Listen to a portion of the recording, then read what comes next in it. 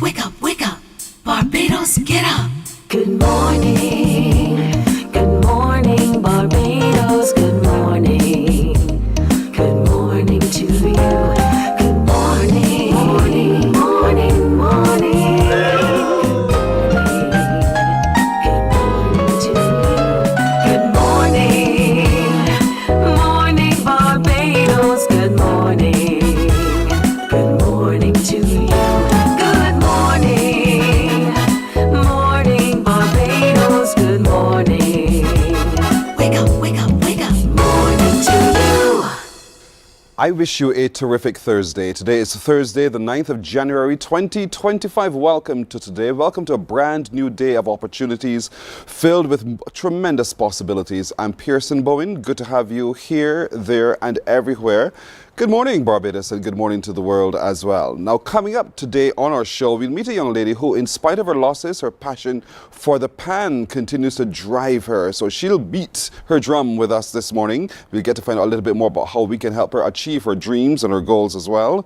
We'll be showcasing to you a number of exceptional youth as well. It's Thursday after all. One who has a dream, who had at first a dream of becoming a pilot or a chef, and now he's taken a totally different twist.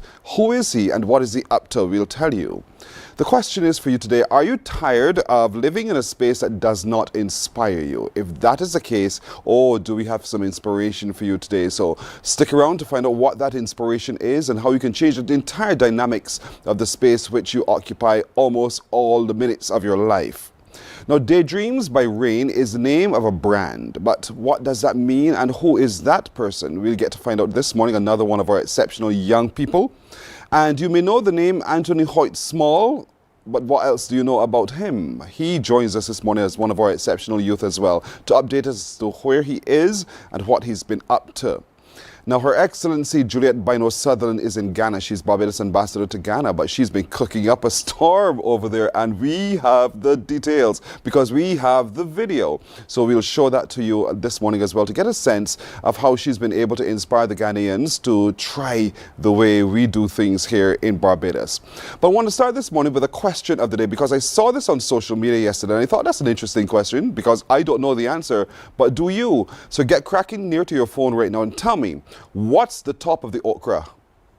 I'm so serious. Which is the top of the okra? Is it the big piece or the pointy piece? Which is the top of the okra? Do you know? Call me now, 228-5562 or 228-5563. I'm not joking, I'm being very, very serious. I'd love to hear from you. 228-5562 or 228-5563. Which is the top of the okra? Is it the top there that you pick off the stem, or is it a pointy piece on the other end? So if someone said to you, cut off the top of the okra, which part would you cut as the top of the okra? That's the question. 228-5562 or 228-5563. Call me right now because I'd like to hear from you, your opinion, which, as you can see the picture on your screen now, which is the top? Is it a fatter piece or is it a narrow pointy piece at the end? Love the okra. Have you tried fried okra? Have any of you tried fried okra, seasoned well, nice and slimy, and you put it there to the side of your dish? That's what I'm talking about. So which part is the top of the okra? 228-5562 or 63. Good morning. Hello. Good morning. Hi, how are you? I'm well, thanks. And you? Oh, I'm doing very well. Thank you for asking. What's your first name and what parish are you watching us from? Tyreek from St. Michael. Oh, you're from St. Michael. So you are an okra lover? Yes, please. So what's the top of the okra, the fat piece or the pointy piece? I do believe it might be the top piece. Why? It just seems that way to me. But I asked you, what's the top, the fat piece or the pointed piece? Which one? I would say the fat piece. The fat piece, why? Because it was stuck onto the stem? Yes, please. But when you grow, you're heading to the end becomes your top. Just asking. But thank you for calling, all right? You're welcome. Have a good morning indeed. Anybody else there to tell me what their opinion is? Is it the pointy piece or the other side? What's the top of the okra? 228-5562 or 228-5563. Good morning. Hello. Blessings. Peace be unto you as well. And how are you also doing? To you. Thank you, Gail. Now, I know you're from St. Michael. So, Gail, which is it? The pointy piece or the other side? For me, the strongest is the top, because usually when I cut okras and I don't really want them to slime, I cut off just the top and leave the bottom. Yeah, but which is the top? Which part? The pointy piece or the other side? To me, the top would be the one on the stem. So that's the top for you? Yeah. So if I ask you, Gail, where's the top of you? Your head or your toes? My head, And which part touches the ground? my feet. So where's the top? That's first when I was born, Pearson. And if your feet come first, people get scared. All right, Gail, thank you here. God Thank you bless. very much. But I mean, that's your opinion.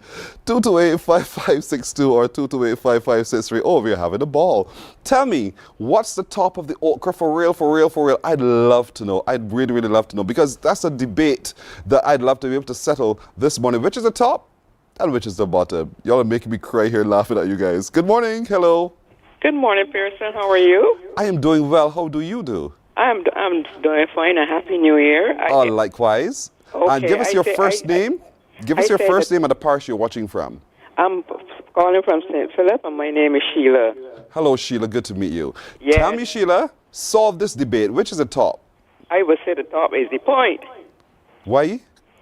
because that's from the time I was growing up. That's how my auntie used to do: cut the top first and then go right down. No, your auntie used to cut off the small end first. Yes. And so therefore you thought that was the top and not the bottom. Yes. That's your logic, because your auntie told you so. Yes. But you know your auntie could have been wrong. Well, it could be too. Sheila, no problem. Thank you for being a good sport, all right? Okay, darling. Have a nice day. Likewise to you. She called me darling. Oh, that sounded so beautiful to my ears this time in the morning indeed. Shall we take one more call? Can we do that? 228-5562 or 228... No, my producer said no. Move on. All right, no problem. Now listen, don't forget the year has started back for school. Well, the school term has started back, and as I would have hinted to you yesterday, I would love to see those little ones in their uniforms. So if your little darling is all dressed up in a brand new uniform and you have taken a picture, what do? You send it by WhatsApp to us.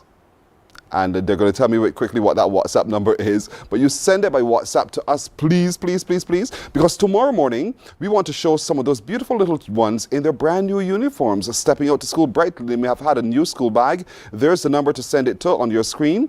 228-5562 is the number to WhatsApp it to. So you take that picture if you haven't done so, or if you've already done so and you'd like to share that picture with us, send it along by WhatsApp to 228-5562. Flood me with those images. I can't wait to see those little children dressed so beautifully off to school. So you do that for us and we'll be happy to share all of that tomorrow. But as you send your pictures, indicate the name of the child and the school the child attends. We'd love to know that as well, all right? So the name of the child, the school which it attends, and send the pictures. 228-5562. That's the WhatsApp number. All right? Cool? We good? Thank you very much. Now, let's get cracking by meeting one of those very young and exceptional people who's from Trinidad and Tobago. She beats the pan. Her name is Kelissa Moore, and she's a panist, and she joins me now. Good morning to you, Kelissa. Hi, good morning, Mr. Pearson. How do you do? I am great. How are you? I'm doing very well, thanks. You're in the land of pan, so to speak. That's the place where pan was invented. How much of that knowledge of the invention do you have? How much? Well, going all the way back to Tambu Bamboo, I would say. Yeah. Wow. So pan to me is really an instrument born of resistance because, it originally started with the Tambu Bamboo and then it just continued evolving because the enslavers wanted to suppress those celebrations and the beating of the drums and all the music and everything. So pan really is a music born of an instrument born of resistance and just revolution, to be honest. It is so interesting to hear you tell the story of the history of pan. That tells me you've lived this instrument for a little while. Talk to me about the first time you took up those sticks to beat the pan. How old were you? Do you recall? I was 9. I was 9 years old. Yeah, initially I didn't want to play. I only said yes to join in the class because a bunch of my friends were going, and I was like, I don't want to be the only one left out. But you So don't regret yeah, the that, do first one I you? picked up. No, I don't. I don't at all. I don't at all. So what does it mean when you see that instrument in front of you and you take those two sticks and you begin to pour your soul into your performance? Where does it take you? Could you repeat that question, please? The question is, when you see that pan in front of you, you take those sticks to beat the pan, to spot those notes and to do what you do, and you pour your soul into that performance. Where does that take you? Where are you transformed to? I this is a great question. I would say I don't really think about what I'm playing. I really am taken to a different place because a lot of times people would comment on how I perform, especially in a band setting. People would say, "Oh, I looked at you the most and everything," and I'm like, I don't even see the crowd. I don't even see the crowd. I'm in my own world when that happens. And So. sometimes that world takes you to happy places. It can take you to sad places. It can take you where your emotions lead you. Depends on the song. It depends on the song. So for like Panorama seeing as we play soca and calypso, it's really a happy place. But if it's more like a slow song, it depends on the mood of the song for me. Yeah, so I could be transported to either, really and Wow. truly. What's the song that you absolutely love to play? Something I absolutely love to play. Well, as of late, it's Banned from Space by Crazy and Amrit Samru.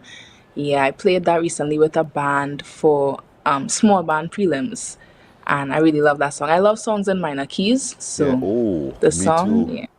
Me too. But you're taking this so seriously. You're heading off to, you're engaged in Berkeley Schools of Music. So talk to me about taking it that seriously and what was the support you get to do so? Well, initially, I didn't even. No, I don't want to say I didn't want to go to Berkeley, but I didn't have my eye on Berkeley. I was actually looking at Juilliard, and my mother is the one who found Berkeley for me. And it was a better fit in terms of the community, the diversity and everything. It just felt better. And I remember the day we found out that I got accepted, my mother, I couldn't open the email. I couldn't open it. And I had my mother do it for me, and we both screamed. When she read congratulations, we just screamed. Yes. So the support has been there 100%. And even now, even though times are hard in terms of the funds, my parents are still supporting me 100% in any way that they can. Yeah. But you met some tough times along the way in order to achieve that dream of attending the Berkeley. So what happened? Well, actually, I'm still going through those tough times. So I would have done my first year at Berkeley in 2023, but 2024 came and I did not have enough money to continue my studies. Right now, however, I'm trying to get back up there. I spent the entirety of 2024 home in Trinidad and Tobago, just building up the funds to return to Berkeley this year. So what are you doing to do so, to build up the funds? Well, I am teaching at the LH Pan Academy, so that is my part-time job that's where I make my money. I also had a fundraising concert recently on December 15th that brought in a good bit of money.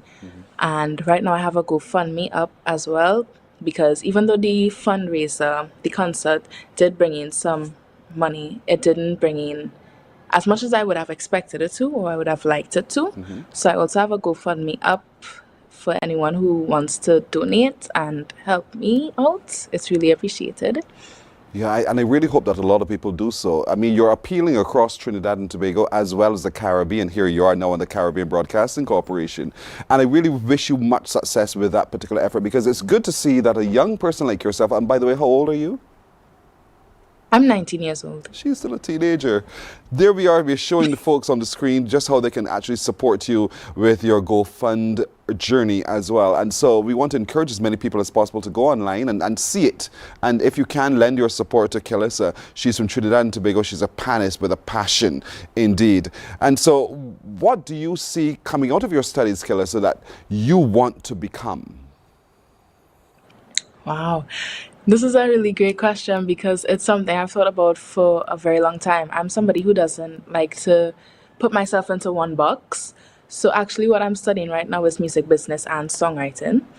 And that's really because I do see myself being on stage and performing. I enjoy singing a lot. So I would like to sing and have my pan as kind of like a secondary instrument. Yes. See, you know how people sing and play piano or sing and play their guitar? That's what I want to be. And music business is really so I could have some knowledge on how the industry is run. And, so I could be able to handle myself, manage myself in that space. That's my goal for coming out of Berkeley. However, long term, I would like to open up a school so that I could help foster that creativity within youths and help them get to where they want to be. You just had another one of your compatriots, Joshua Regrello, who achieved the Guinness Book of World Records, 30 consecutive hours of playing pan. Did you follow that experience? I didn't follow it entirely. I believe I was really tired from something I did a few days ago. Yes. So I wasn't exactly following every single step of the way. But I did watch a few hours of it, and he really, give Jack his jacket. Give Jack his jacket. He's great at what he does. He's definitely somebody I look up to. Right, because I was going to ask you how much of that inspired you to not just see yourself playing the pan, but becoming world renowned. Yeah, I would say for a long time though, it's really one out of two ways it could go is either somebody's going to make you feel really insecure Yes. or they're going to really inspire you. And I would say when it comes to Joshua, for a long time, I didn't want to post because I was like, he's so good. He's so good. I don't what am I doing here when he's so good? But no, he really is just an inspiration at this point, Yeah, and to know that he is considered a youth himself, So knowing that he's not too far in age to Yes. where I am, and that's how far he's reached right now. It's really inspiring. It's really inspiring, and I would love to work with him someday. Oh, I'm sure you will. I'm sure you will. Do you have these kinds of conversations with your parents? And if so, I'd love to be able to be the fly on the wall to hear how that conversation goes. Do you discuss your passion, your path with them? Yeah, I do actually, but a lot of the time, it's my parents. As I said, they're really encouraging, but it's kind of like a tough love kind of encouragement. Because as I was saying, I was scared to post my music for a while. I still kind of am. But 2025 is the year that I become more active on social media and I put up musical content. So they would buff me a lot for not posting as much. Right. And not getting myself out there, not putting myself out there. They are really behind me. They really, really, really encourage and support me. And they would say, okay, if this is where you want to be, you need to try this, you need to do this, you need to step out your comfort zone. So yeah, I can't complain when it comes to them. Well, you're stepping out of your comfort zone and you're doing well so far. And so we need to get people behind you now to give you that support. She wants to continue her journey to achieve her goals, really through her education in music at Berkeley College. And so there's a GoFundMe campaign online that Kelissa is running. And so if you can, wherever you are across the globe, please pull from your passion to help Kelissa as well. Kelissa, you are such an inspiration, and it is such a joy to see your smile, because in spite of it all, you're still smiling brightly and your skin tone is just glowing. So thank you so much. We wish you're welcome. We wish you the very, very best, and we hope that you're able to achieve the goal of raising sufficient funds to continue your education and continue to be the trailblazer that you truly are, Kelissa. Thank you so much for joining us. Thank you so much for having me. Thank you, thank you, thank you. Our immense pleasure. You're welcome. Kelissa Moore is her name. Pan is her passion. She needs your help. Can you help? If you can, please help. We're coming back in just a moment.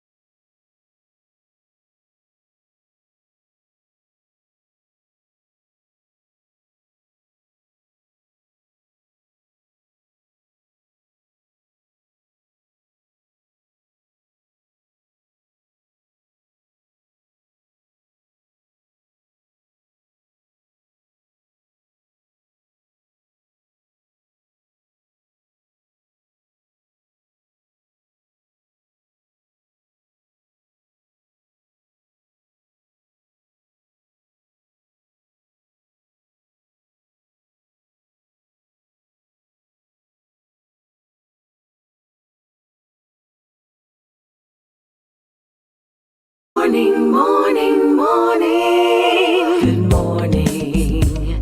Good morning to you.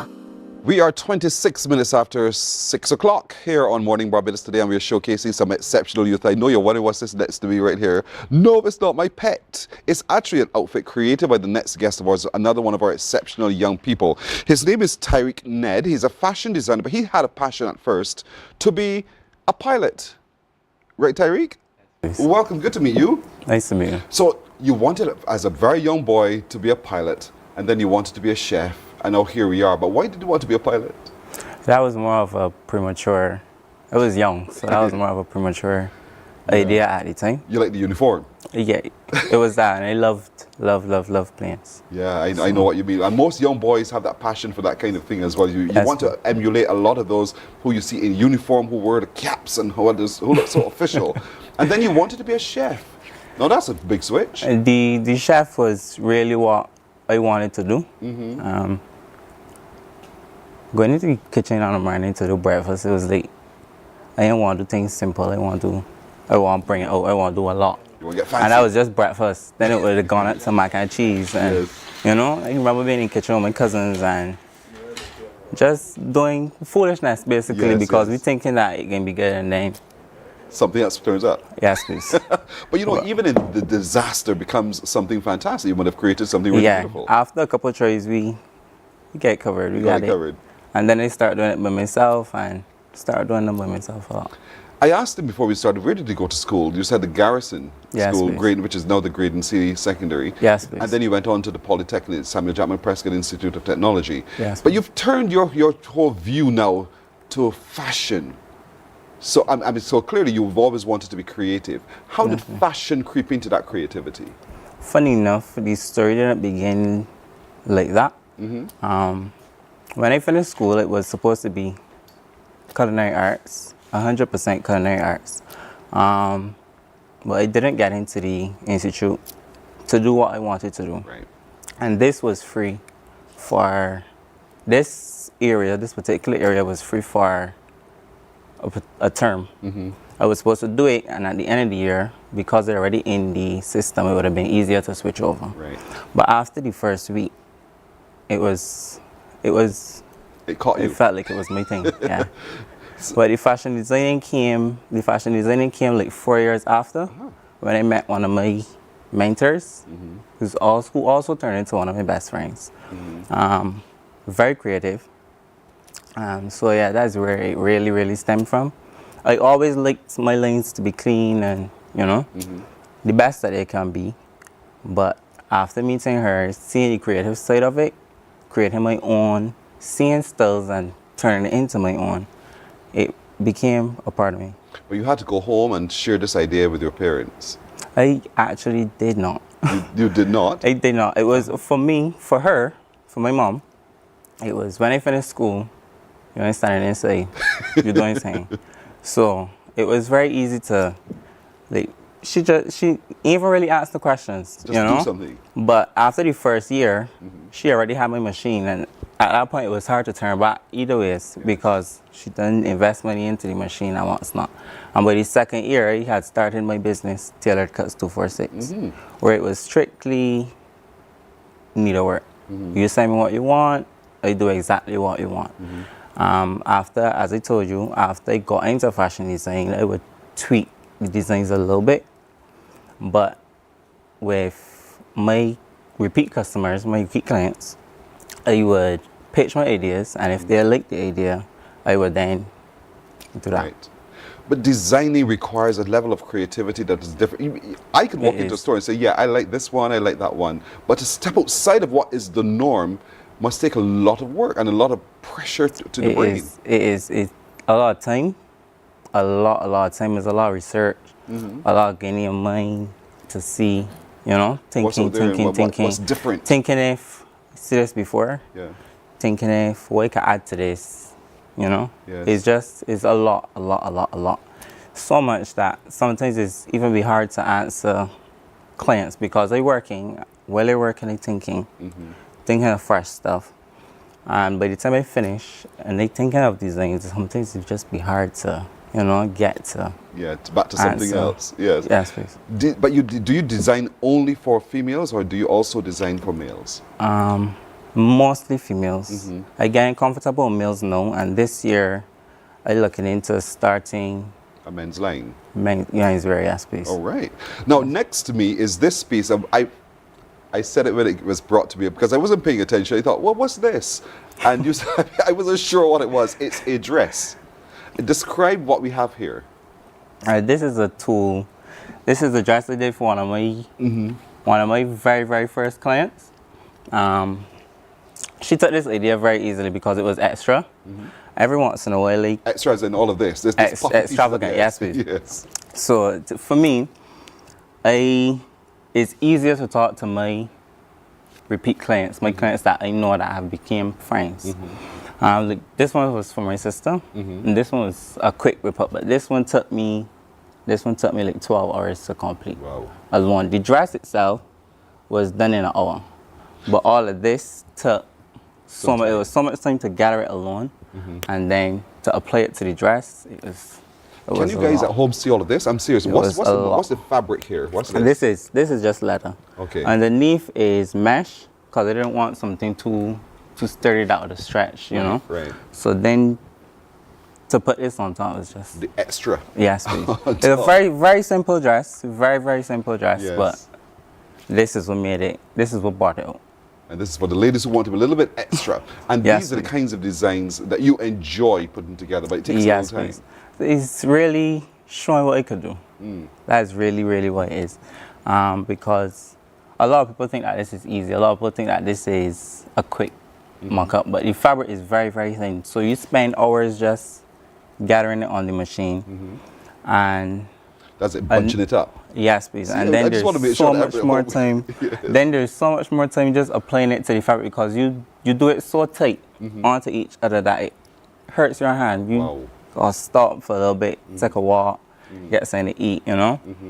But it's a lot. But this is one of my favorites. Wow, this As simple as it is, this is one of my. no, this is not that This is simple. one of This is my- very, as you said, extra. And Yes, so please. it's one of his favorites as well. But the one that you made for your sister, you said that was a quicker one. But to me, that takes time too, because look at the pleated waistline. Yes, please. This is more of a cummerbund. Okay. When I did the dress was very, very, very, very simple. But my sister has a intriguing shape, you know, and I wanted to show more of it. And the fabric is soft, so it wasn't pulling her as I would like it to. Is this your sister whose picture we have on the screen here now? Yes, please. Ah, okay. It wasn't giving what I wanted it to give, honestly. So I decided to use the cummerbund for my little masculinity, but I wanted it to be Form. thick to help pull her in. Well, yeah, that's it. So you also enjoyed making this, and this did I not love take you as making long. this one. This one took overall, it took me like an hour and a half. Just so? Just so. And this one part was more of a freehand. Was more of a freehand Right. kind of vibe because it was very, very last minute. So trying to get it in. Right. So as a designer, are you the one who finds the fabric, or does the client come with I the fabric? mainly find the fabric. Particular clients, they supply the fabric, but this year I wanted to change all of that, include all of that into the pricing. So I would get the fabric for my clients and just give the price based on. So how many years have you been creating in this space? Next year would be 10 years. 10 years. Next year Do would you be have 10 a storefront? Do you have a store? How do people find your I fashion? only have a platform on Instagram. I try to do it on Facebook as well, but mainly Instagram. Wow. And so far so good? Yes, because the platform has grown a lot. It started as Tailor Cuts 246, but as I said, I moved off from Tailor Cuts 246 to do more of fashion designing. So I am under my name now, Tyreek Ned, and that is very true to push most of my work. Do you have any regrets at all about doing this? Yeah. Why? Why? Not much sleep. That's a good one. You ain't a lot of sleep at all. Especially because if someone sends you something that you don't know exactly how to do it, you just laying there trying to sleep, but you're making it in your head. Yes. You know, you trying to figure out how you're doing this on pattern first, because before you get to this, it has to be done on pattern first, which is paper. Then transfer to the fabric. So it's be a lot. I know. It's very taxing on the mind. When it's on you, you can't sleep because you're dreaming it Yeah, I know. out. I'm with you. I have those experiences. The bedroom too. will be dark. It'll be laying down, and they just Yeah. I in see it between come sleep up. and wake. Sometimes so it's just be on your mind, trying to get it done correct. So you just said paper. As a fashion designer, then you sketch it out on paper and cut Yeah, to see. size, and then you. It's more of a build draft, like technical drawing. The particular measurements and everything. So that's it. So, if she's 5'7" tall, hipsy, and all of those, you have to sketch all of that out before you cut. All of it. But it's easy with the measurements, to be honest. Well, as long as I have the measurements, it's easy to, once I know how to do the pattern. If I don't know how to do the pattern, I'll figure it out. So, what's involved in becoming a fashion? I mean, you took up garment technology at SJPI. Polytechnic, yes, please. What is on that curriculum that you had to learn? It was mainly working stuff, like school skirts, blouses and stuff. Yeah, but- Really and truly, my first year at Polytechnic, I only did 2 skirts. Okay. A straight skirt and a panel skirt. Both are straight skirts, but one has lines to the front. Okay. But I did a lot of pattern construction. What does that mean? Pattern construction is the drafting Okay. before you put it on the thing. Right. Now look on the screen, if you can peep around there with me, what are we looking at here? What are we seeing? Some of your designs? Yes, please. So you do, see the flunky bits at the end there again? I like formal wear. I love formal. Formal is really funniest. Formal. Yeah. And what's this one here now? This was my client. This was my client. Her birthday is the 1st of January. This one was 100% from my mind. So I put a lot of love into this one. I think. And so when you price it, people have to understand that you put a lot of love into what you do. Yes, please. And so that's expensive in itself, just a little bit. Look at this one here now. This one is interesting. Yes, please. This was the Beijing stock fabric from Abed's. And they just did a wrap skirt for one of me. This was a close friend actually, not really a client, but this brought in a lot of work as well. A whole lot. Actually. A lot of love. So you see inspiration all around you, everywhere you go, or Yes, is it something you have to sit on and go through leaves of pages of books to find? Sometimes. Sometimes I see it around me. Sometimes I need to sit down and, browse for a bit, like watch videos and stuff. But a lot of my inspiration is from my best friend. Okay. Watching her, Yeah. she hit her with an idea now when she was sitting and she would just Just get make it sure you one don't time. copy. No, I don't Okay. I don't copy. But you've done wedding dresses as well, or at least one wedding dress for sure. I've done 3 wedding dresses. Really? Yeah, but the last one was for my cousin. I think we planned that properly. Is this the one with your cousin? Yes, please. This wedding was mine actually, because What do you when mean this wedding was from the mine? time she said she was getting married, I pitched ideas, Okay. the photographers, the male designer, everything, and she just went with everything. She went with everything, makeup artist. The only thing she did for herself, I think, was the hair and the wedding planner. She trusted you. She trusted me. Yeah. And so you're happy with the outcome? Yes, because I was. Designing for the bride as opposed to designing for just another occasion, what's the difference? It's a very important day, so it's a lot of nagging from the bride. Bridezilla comes out. Yes. So as long as she likes the idea, it's gone clear. But most of the time is long in advance from the wedding. So even if coming up to the date she has changes, it's very easy to change because You have some time. we have some time. But for her, as I said, she went with everything. It didn't even supposed to have on the lace. It was a very plain dress, and when it was finished, it has so much fabric left back. I just cut out the lace, tack it on, and I called her, video call, and I showed her, and she behaved on the phone. I said, yeah, so I could do this. Yes. And she was happy, man. Wow, that's great. And so you're thinking of doing a bit more into the male designing. What, Yes, please. what do you now have to shift to be able to do male designs as well? Not much, you know. However, I am starting a course, a bespoke tailoring course on the 1st of next month. This goes on for 12 weeks.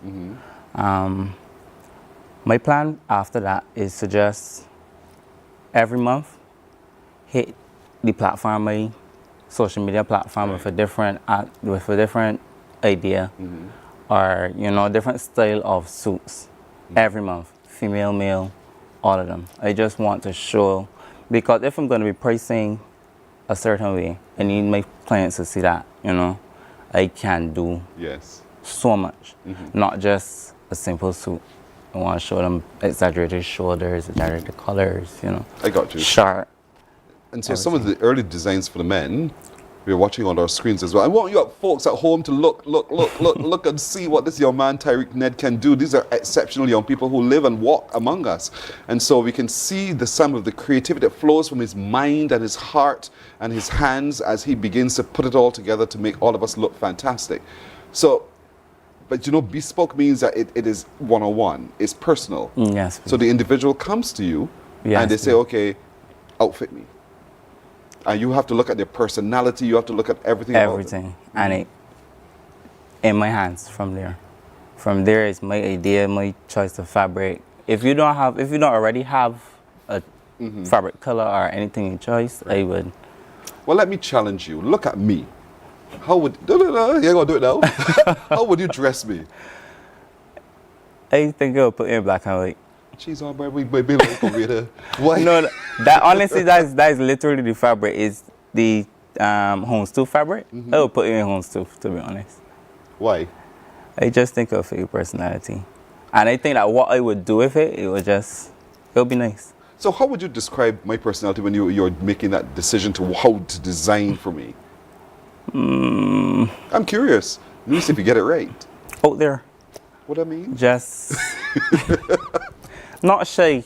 I feel like you'll bring the idea to life. Okay. That's interesting. You would. That's interesting. Your personality says it. Well, yeah. When I'm on very comfortable stage, talking to you. I was very nervous over there. Yeah, I know. I was saying to him, just talk to me, just talk to me, just talk to me. Don't worry about it. Just talk to me. And that's the whole point here. But you're quite right. There are two sides of me. Doing this is one side of me, but then there's the other side of me that runs for the hills and say, you know what? Shut the door. It's just me. So when I do the outfit, I have to tell you, flaunt it. I have to. I need to get that side of you. Oh. When I do the outfit, that's what you're saying. That I need to tell you. You would need to find a way to pull that out of me, yes. But but that's the personality of people. They show one side and then they have the other side to them as well, and it's to be able to see where in the middle they are. Same here. So my clients can see me. I'm like, never see Tyreek nervous. Tyreek, So but I understand. So. For those who are watching this morning now who want to say, I want to talk to this young man, I want to see if he can design for me. Again, remind us how to find you. On Instagram at Tyreek Ned. That's just it. Yeah. TY, it's there on your screen. Look at it right there. Fashion designer Tyreek Ned. His IG is listed on your screen. So for you take a look and note it down and contact him today. I know you're very busy, but clearly we want to keep you busier because we're fascinated by the work that you've been able to do as a young man. How old are you?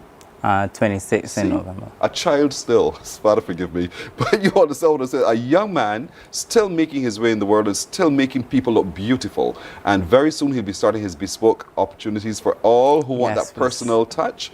And so we can't wait to give further support to you, Tyreek Ned. Well done, young man. Thank you so much. I hope you've inspired other young men to enter this area of commerce, really, and to do well as you have in it as well. So thank you so much, and we wish you even better going forward. Hey, thank you so much. You're welcome indeed.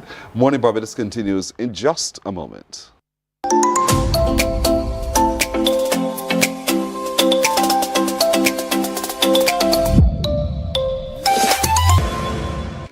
My friend, you don't plan to get her. Oh, Barbados. Hey, I'm KB Clean. Join me 6 a.m. until 10 a.m. right here at 94.7, the best and ultimate Bajan experience. My show is called Bajan to the Bone. Don't miss it. Bajan to the Bone. Weekdays right here and only here on 94.7.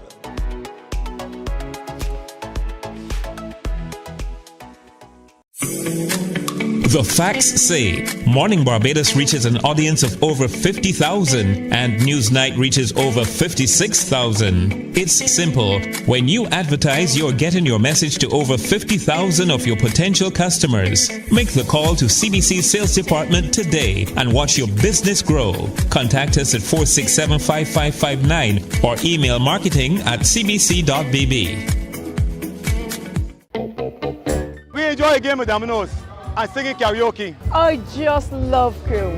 When you love me just a little bit longer. You get to relax and have a drink and listen to some nice music. It's something different. It's spectacular. It's fabulous. You know, it's a different feeling altogether. I never feel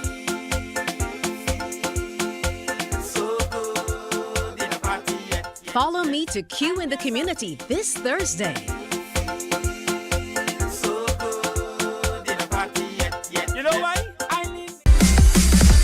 While you go about your business, we go about our business, and that is gathering the news. Stay up to date at CBC News Barbados on Facebook, Instagram, and Twitter. Get news update on radio throughout the day. And join us for the CBC News Night at 7 every night.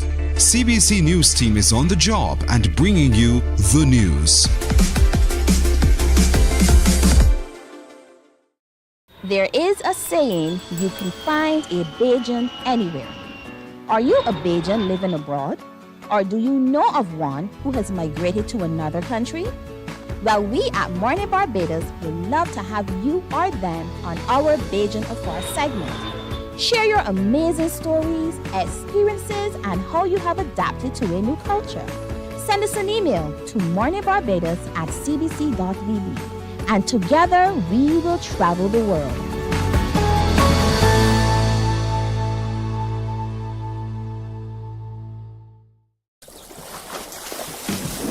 From the beautiful shores of the gem of the Caribbean, Barbados, home of the amazing Harrison's Cave, the tantalizing Oystins Bay Garden, our historic garrison, the indigenous road tennis, and the friendliest people in the world.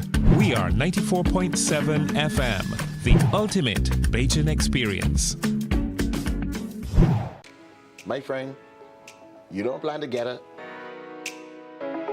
Oh, Barbados.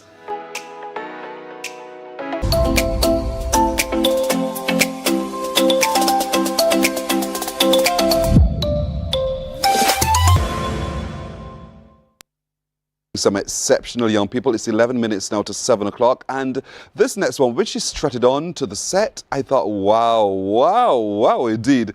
That's because she's a fashion designer. Her name is Rain Bailey, and I love the first name. It's spelled R-A-I-N, like the one that falls. Rain, good morning.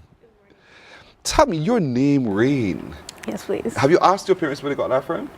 That is actually not my birth name. It isn't? It was going to be, but, you know. So that's what you've chosen for yourself? Yes, please. Why?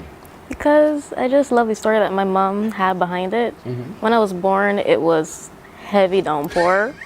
And then my mom said I came out, and then the sun came out at the same time. Really? Oh, that's sweet. Yeah. That's such a beautiful story indeed. Yeah. You know, I was born on a Wednesday in the middle of the day. Okay. And you don't hear babies being born in the middle of the day, do you? Really, they don't. But, so you can imagine that in the middle of the day, bright sunshine, out Yeah. pops Pearson. And here I am now. No doubt the sun at the end of my name. Very, You that's believe that, right? a very cool story, actually. I'll tell you. But here, because you can look at you right away, you get the idea that you love and you have a passion for different looks and different feels. I mean, from your hair down to the way you've done your eye makeup, everything about you is popping fashion and eccentricity. Is that you? It really is. I try my best to not stay inside a box. So my style is never the same. It's always something different throughout the year. I call my style seasonal. It always changes depending on the months. So growing up as a girl, this little girl, you're only 18 years old, so young, you know, but as a girl, and your friends saw the things that you would be doing, because I'm sure you would have been dabbling at different styles and those things all along. Yeah. And they thought that you were... They thought I was crazy for a little bit. They thought I was unwell.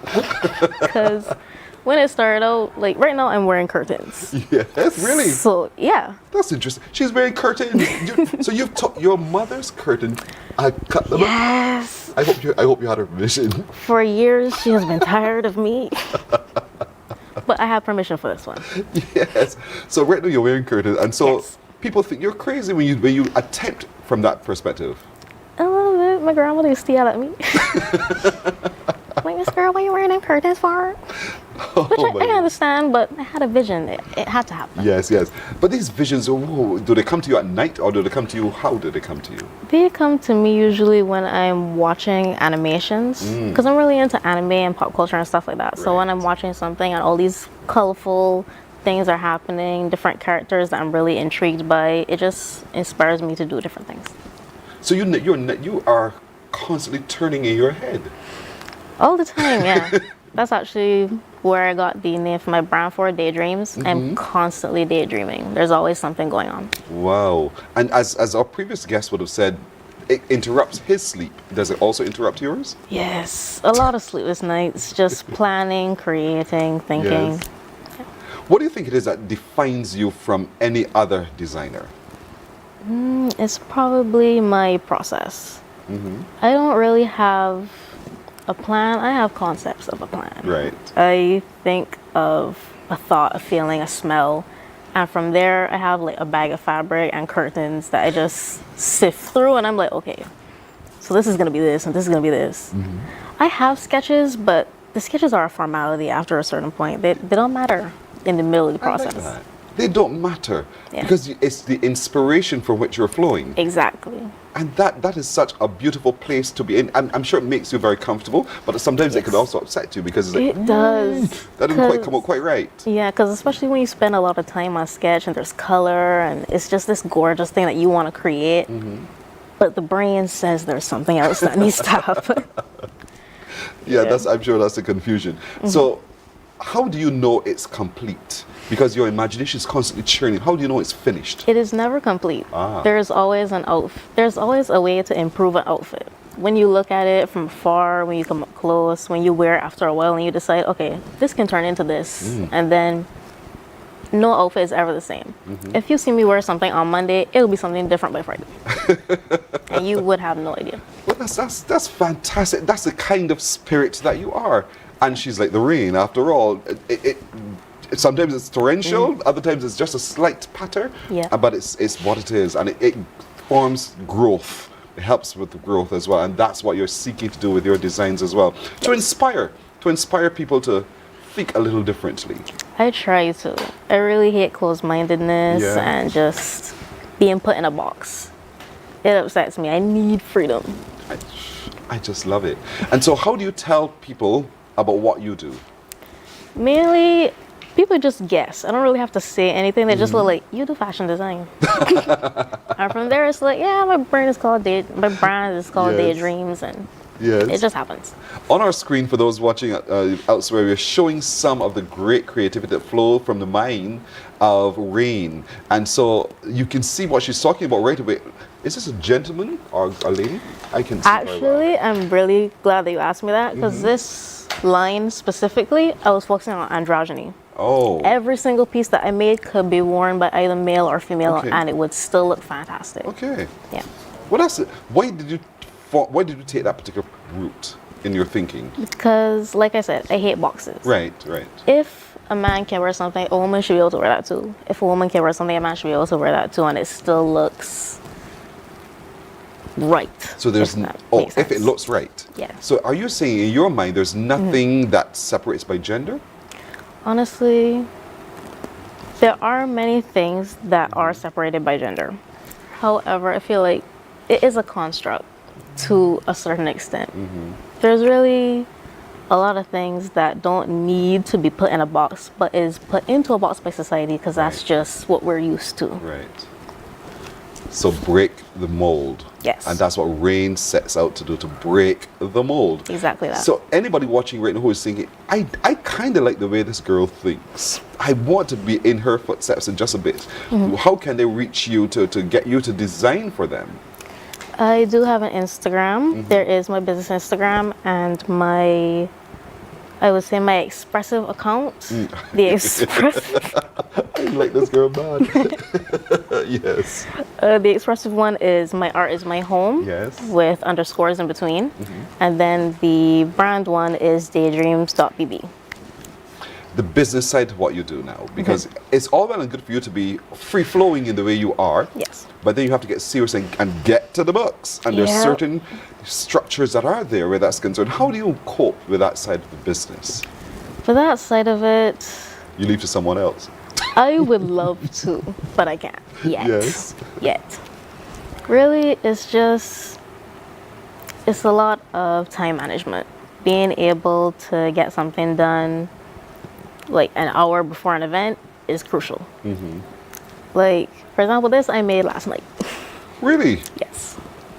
You serious? I'm very serious. Wow. There's a lot of things that go into business management, like the fact that you have something to do for a client and that's due next week. Because a lot of people come to me with last minute things. Right. I hate it. I hate it. I'm good at it. Yes. But I would like to breathe. So when something comes in last minute, I have to focus on that. Then I have something else that I have to do later in the week, and things just keep piling on. So some things just end up being done like the morning of. So, but you have to be able to keep track of the cents and the dollars. Yes.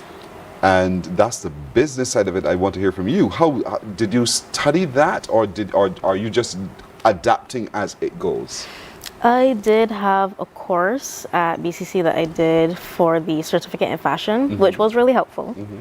But as time goes on, it really is just trial and error. Because there are some ways that I will price something and then I'll look at somebody else's work and be like, You undervalued yours. yes! I'll just sit there and scratch my head like, why would I do this to myself? And it's hours of work, days on end. Sometimes I don't even sleep for like 3 days straight. Right. And then it'll be this gorgeous gown and I'll price it at like $120. And then sit down and just... Yes, I should have. I really ought to have. Having that conversation, I mean, the support. I'm looking at support here now. Yes. And I know your mother allows you and your grandparents allow you to cut up their curtains. But to be able to say, Rain, just flow. Yeah. Do you. Yeah. Do you get that support? I do. I am extremely thankful that I have my mother. She is my biggest fan, my biggest support. Yes. I love that woman with my whole heart. Oh, that's sweet. That's sweet. Does she wear your designs? She did a few times. It's hard to keep her still. I can't measure her. She refuses to stand still because she owns her own business too. Yes. So she's always running up and down doing different things. Yes. And I think I get that from her a lot. That's what I was just going to come to. You're sounding as though you're becoming your mother. That's always bad to hear. No, I actually love that. You don't mind that? I would love to hear that more, actually. There you go. Yeah. So, Mommy, she's becoming much like you indeed. Cosplay now. Talk to me about that and your foray into that and that kind of thing. I love cosplay. Cosplay is my heart. I found it in... Now, for a listener, a viewer, who doesn't have a clue what that is, what is it? Cosplay is exactly what it sounds like, costume play. Okay. You dress up as a character or a figure that you like from a video game, anime, TV show, and you just have fun. And so that's close to your heart? Yes. Well, I saw something look like Luca. Do you know? Oh, she doesn't know what I'm talking about. I'm aging myself yet again. But we're showing on our screens some of the work that you're doing. You create these characters and these images. You immerse yourself into another space and become something else. Yeah. And live that out. And that's what you help to do as well. Yes, please. Isn't it beautiful? You are so multifaceted and you're only 18 years old. Have you put a timeline on, look at this one, the video on our screen. Can you describe for me what we're looking at? Yes, that is the cosplay competition from last year where I came 3rd place. This is my interpretation of the Corpse Bride character. I love that movie so much. I love Wow. anything Tim Burton. So this was a big cosplay for me. I loved making it. I loved the entire process, even though it was a little stressful. The whole thing, it was just super. I was so proud of it. We can still feel that pride. Yeah. Have you looked at yourself in terms of years now? Because oftentimes at 18, the world is still quite far ahead for you. Have you said to yourself, at 35 I will be, and at 50 I will be? Have you done those kinds of charting for yourself? I used to do that, but I don't like to anymore. Right. Because it feels like, again, putting myself in a box. Yeah. And you're closing yourself down. Like, right now, I am young, but I do feel I could be further than I am right now, and I'm working on that. Right. But just thinking about it constantly isn't going to get me where I need to be. Actually doing the work to get where I want to be will get me there. You're such an inspiration, Rain. You have just made my brain so fertile you have no idea. I told that's what rain does. Rain brings fertility. Yes. This is fantastic. Remind us again how to find you and how to find your fashion. You can find my fashion at My Art Is My Home. The business page is daydreamsbyrain.bb, and for cosplay, it is Cosnae, Cosnae. Okay, all of that we just put on your screen. So, folks, reach out to Rain. Let Rain bring some passion into your life as well. This is fantastic. You are elegant. You're intelligent. You are very forward-thinking. I love your free spirit. You cut up your parents' curtains, and you do what you want to do. And this outfit, you said you designed last night for today, and it might become something else tomorrow. It probably will. That is real living. You live life, and I really want to commend you on that. Well done at 18 years old to be able to find that comfort in your own self. Yeah. Well done, Rain. Rain Bailey is her name. Well, Rain is the name that she chose for herself. I love it. What's your government name, as the young people say? My goodness.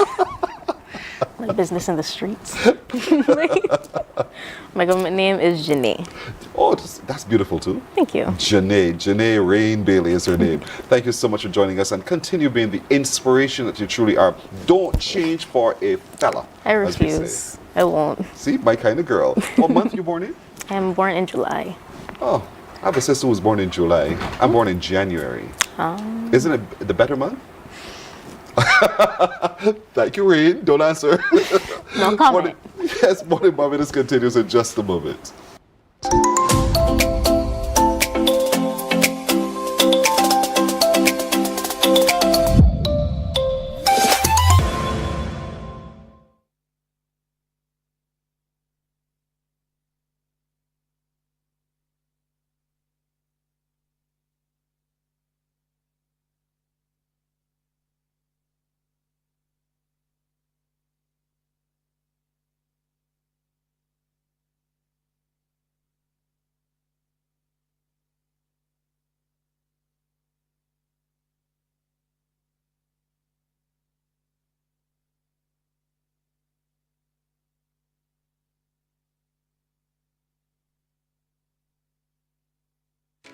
My friend, you don't plan to get it? Oh, Barbados. Hey, I'm KB Clean. Join me 6 a.m. until 10 a.m. right here at 94.7, the best and ultimate Bajan experience. My show is called Bajan to the Bone. Don't miss it, Bajan to the Bone. Weekdays right here and only here on 94.7. Morning, morning, morning. Good morning. Good morning to you. We're 5 minutes after 7 o'clock. Let's update you on some news now. The annual Mount Gay Regatta is a major contributor to the economy of Barbados. Words like this from the manager for sports at the Barbados Tourism Marketing Incorporated, Kamal Springer, at the launch of Barbados Sailing Week 2025 at the Barbados Cruising Club. Trevor Thorpe reports. Helmsmen from 11 different countries will begin berthing vessels of varying kinds at the Bridgetown Port and Carlisle Bay next week for the Barbados Sailing Week, the highlight of which is the Mount Gay Regatta. Apart from sailors and crew, the activities have attracted over 120 supporters from around the world who will call Barbados home, some for as much as 3 weeks. A cross-section of land-based activities are included, and the spend is expected to be good, as the BTMI's manager for sports, Kamal Springer, explains. From our estimation, it would be over $300,000 Barbados, as we'll have just over 120 people here for 7 days, and they're going to be engaging in purchasing groceries, fuel, entertainment, so on and so forth, so they'll be really getting involved into the community. Also socially, just having them engage here, having a different set of, a different sport, different kind of people engaging locally, is also going to be quite important for us. Commercial Director at Mount Gay, Anise Jordan, says this year has special significance as the Round the Island race on January 21st is part of the big gathering activities and a major part of the sailing week. Sustainability is at the heart of Mount and we are living by it every day. And, from CO2, everything, the molasses at the distillery. So entire program in every sector, from marketing to agriculture, everything is about sustainability at Mount. So we're very happy that it's going in this direction in the Caribbean, and we're very pleased. A diverse plan of activities have been put in place, and Commodore of the Barbados Cruising Club, Kimani Archibald, says he expects attractiveness to be high with a view to recruiting new people to sailing. We're pleased to be a part of the Barbados Sailing Week once again. You will see on the event calendar a number of social events both here and over at the Yacht Club. We encourage everyone to come out and partake in the events, watch a few races, and you may be encouraged to join one of the clubs, which may spark some more interest and even get you into your first sailing class. Trevor Thorpe, CBC News. Well, Barbadians are heading to the healthcare providers in numbers, seeking relief for respiratory illnesses. Chief Medical Officer Dr. the Most Honorable Kenneth George says there's a slight uptick in respiratory illnesses on the island. However, he says this is completely normal at this time of the year and there is no flu outbreak in Barbados. As you know, it's flu season in Barbados, and flu season corresponds to flu season in the Northern Hemisphere. And we have seen a slight uptick in fever and respiratory symptoms in persons 5 years and older by epidemiological week. And for persons 5 years or younger, there is no cause for concern. So there is a minor uptick in the cases of fever with respiratory symptoms. Well, Dr. George is reminding Barbadians that there are ways to protect themselves from coming down with these illnesses. These viral infections are caused by droplet infection, and people cough and sneeze, so respiratory etiquette is absolute. And you need to wash your hands. Washing hands immediately, it prevents gastrointestinal illness, but it also prevents respiratory illness. And persons should be careful how they touch their hands and faces. If you're unsure, you could mask up, but masking is certainly not a mandate. We have moved away from that. We're in a different atmosphere. COVID numbers are down to a minimum. Medical officer also responded to concerns being raised nationally that suggests that there is an outbreak of respiratory illness in China involving various viruses, including human metapneumovirus. He says Barbados has received no reports from the Pan American Health Organization or the World Health Organization to support those claims of the unusual increase in respiratory illnesses in China. But we will continue to test for it here in Barbados. We encourage doctors to use the nasopharyngeal swab to make the diagnosis and not to use rapid tests, because rapid tests cannot give you a full picture of what is taking place, so we prefer nasopharyngeal swab. And we will report to the public if there is any cause of concern. There is none at the moment, but because we're having a lot of visitors entering our shore, that's the way disease spreads, and we have to be very careful. The next In Barbados, building resilience to combating cyber crimes is to establish a Ministry of Cybersecurity separate and apart from the Ministry of Technology and Science. That call from President of the Cyber Dr. Stephen Boyce, who is a part of an international cybersecurity team on island for the inaugural Caribbean Digital Forensics and Cybersecurity Summit 2025. That summit closed following a law enforcement track where relevant information on bolstering the judiciary's technology infrastructure was shared. My recommendation in separating the conversation from law enforcement use of technology, like digital forensics, from investigating and responding to cybersecurity incidents. Oftentimes we convolute and mix the two, unfortunately, and it leads to confusion both internally and externally. They both require their own separate investment in not only people, processes, but also technology. In addition to that, and we'll get some laughs in the room here, creating a Ministry of Cybersecurity whose role would be educating the public, working with the private sector, and protecting and defending Barbados' critical infrastructure. And President of Digital Technologies and Services, Neil Hines, says if necessary, steps are not taken to secure the island's digital infrastructure, it is only a matter of time for another attack. He stresses that both public and private sectors need to work together to defend against cyber attacks. Coming out from this, and I'm hoping that they're listening eventually, that they have to understand the cliques that are finding their way into messaging the persons who can make decisions and not messaging it correctly to implement what is required, not only for law enforcement, but also for the general public. It needs to stop, basically. Now, top Barbados football striker Niall Reid-Stephen has secured a professional contract with with a club, in the USA. And with that story, here's Anne-Marie Burke.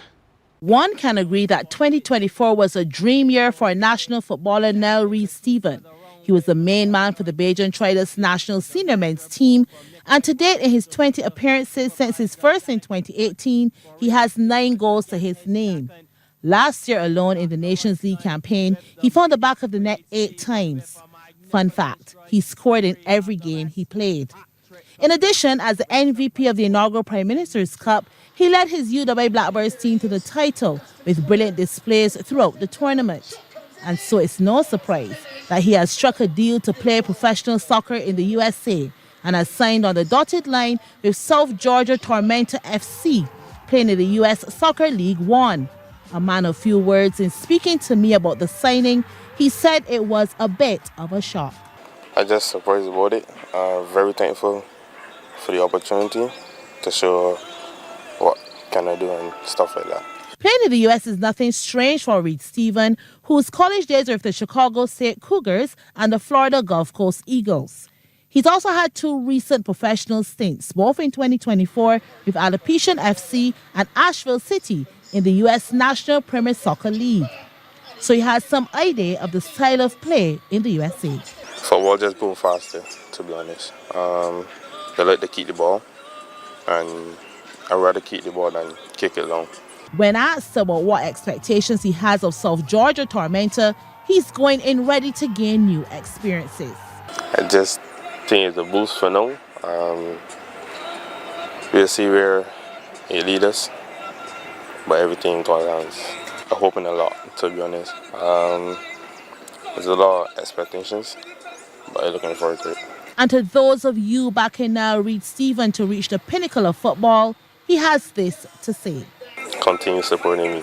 Reid-Stephen is set to leave the island within the coming weeks to take up his pro football stint in the USA. Anne-Marie Burke, CBC Sports. Thank you, Anne-Marie. That brings it to the end of our news at the moment. And we'll have more news for you here on TV8 at 12 noon in CBC Newsday. We're taking a break. Morning Barbados continues in a moment. Morning, morning, morning. Good morning. Good morning to you.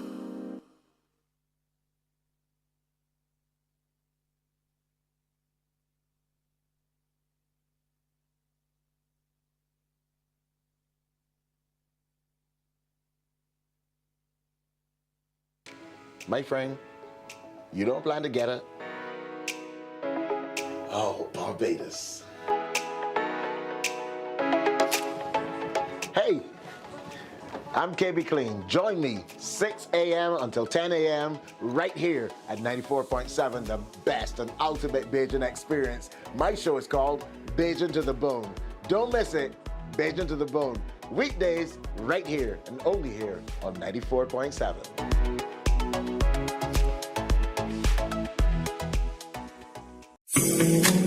The facts say Morning Barbados reaches an audience of over 50,000 and Newsnight reaches over 56,000. It's simple. When you advertise, you're getting your message to over 50,000 of your potential customers. Make the call to CBC Sales Department today and watch your business grow. Contact us at 467-5559 or email marketing@cbc.bb.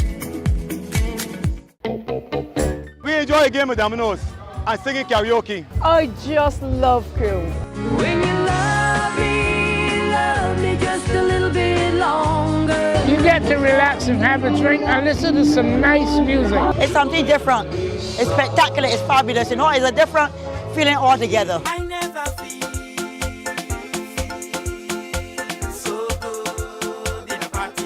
Follow me to Q in the Community this Thursday.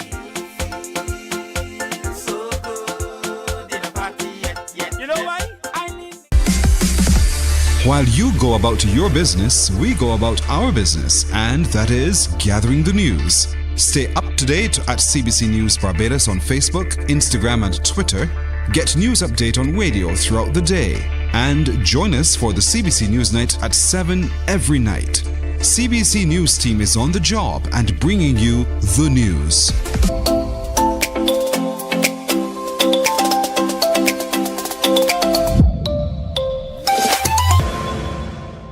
Exceptional young people is what we do on a Thursday on Morning Barbados, and one such is joining me now. I'm sure you're wondering, where has he been? Anthony Hoyte-Small, good morning to you. Hey, good morning to you. Where have you been? All over the place. I like that. I like that. All over the place. Poker. Yeah. All over the place. Now, you have been winning at every distance on the track. Yeah. 1, 2, 4, 4x1. I mean, most people can only, me, I can only run as far as 200.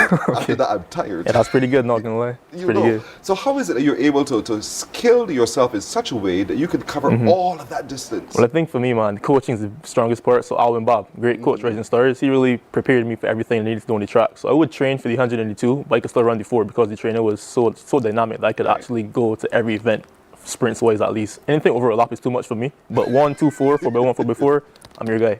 Anything beyond 200 is too much for me. I'm exhausted. So how do you talk to me a little bit about that training, the technique, so that I can run a 400? What do I need to do? Technique, you need a lot of prayer, man. This is a very tough event, so you have to make sure your sprinting is pretty well. So you need to be fast first of all, but you have to work on your endurance also because, as you said, 200 meters is a lot. But then to go with 200 more is a different system using right now. So anaerobic is the first 200, then it's going to the aerobic system afterwards. So you need to make sure that both of your facets are pretty balanced in that aspect. But is there a lot of it in my head as well? I think it's a very mental race, man, because when your body starts to hurt, you want to stop. But that's when you have to keep pushing at that point because it's not an easy event at all. Sprinting is not easy. Your body's you're gonna feel it regardless. So once you feel it, you just know you have to keep going at that point, man. Is there a danger in ignoring how the body feels? Well, no, actually, because there is danger because it happened to me before. You would think something just like a little niggle, but if your body does not feel right, I recommend you stop because people get hurt like that pretty often. They ignore all these signs. If you're not hydrated, if you didn't sleep well, your body would actually pretty short on the track pretty quickly. So I think it's best to at least know your body so you know when to stop or when to keep going. But it's very clear to tell sometimes. You're speaking like someone who dreams and lives sport and athletics and track and field. Has that always been your passion? Well, I started running when I was 8 years old, Lodge Primary School. I remember they saw me running on the pasture playing cricket and football. They just saw you look fast. So they said, go to knapsack, run on knapsack. Then they ran, BSAC, and then I went to college for sports. But I always wanted to go to the Olympics when I was young. So that was always the plan. And I think I did pretty well, go career to CUTs, Pan Am. But I think my path was pretty clear-cut what I wanted to do. So sports is always in my life, honestly. But know you have all the eyes of Barbados on you when you're out there at the start line, and knowing how Barbados can get when you don't finish in a position that we necessarily want.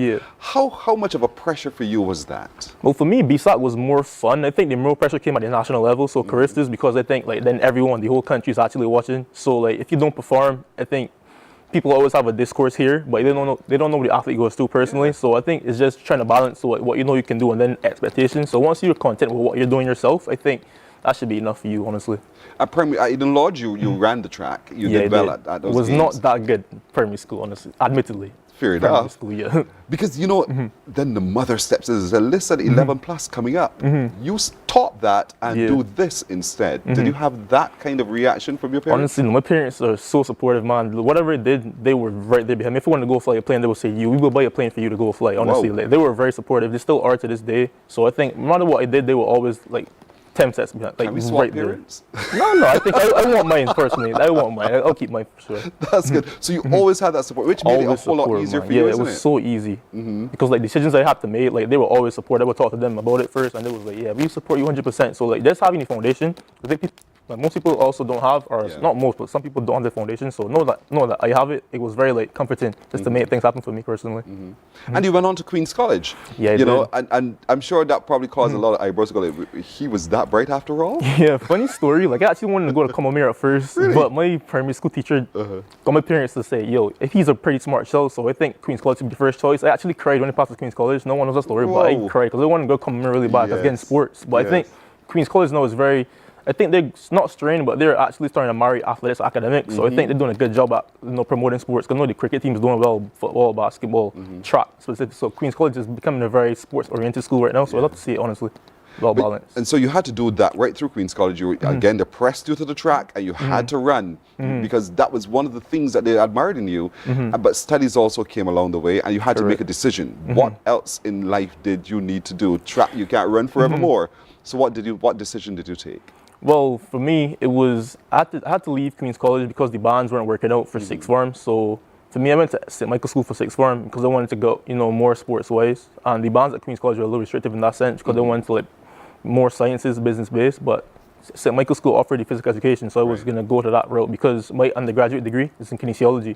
So I think it would have been a good transition from that to go kinesiology. But it's funny because now I'm doing a master's in business, so I actually ended up going back to the business that I was running from at Queen's College. So it's quite interesting. So it came with full circle. Yeah, it's 400. But your degree is in kinesiology, you said. What is that study? So it's basically exercise science, so how the body moves and interacts with the muscles and bones, how everything works as a system. So it's just like studying how you could, for me it was performance, so training performance, how you can get better in the gym, how that would affect performance, like what you put in, what you eat, all that stuff. It was like a marriage, so nutrition would go into it, health, recovery, physical therapy, all that stuff. So it's just like a marriage of exercise science, honestly. A parent listening would say, well, okay, you got all that information. What's the job now?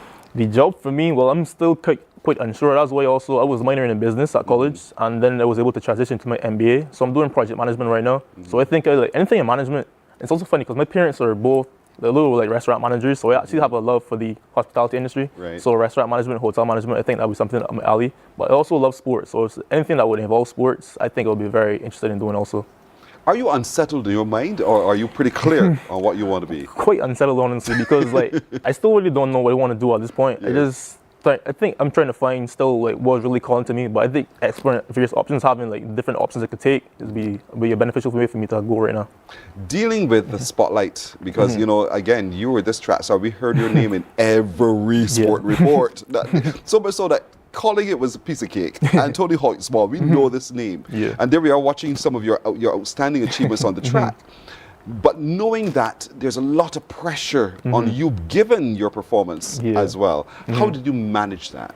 Well, for me, it was just not getting into my head because, again, I know people are watching, but again, I have very supportive friends in my life, very supportive parents in my life. So it was just understanding that I have a goal that I wanted to achieve and not trying to meet people's expectations, but meeting my own expectations. So everything was pretty much internal for me, and it was just ignoring outside noise and just doing the best I could do for myself, honestly. So I just think focusing on what I needed to do and just ignoring everything else, just honing in on what I had to do was the biggest thing for me.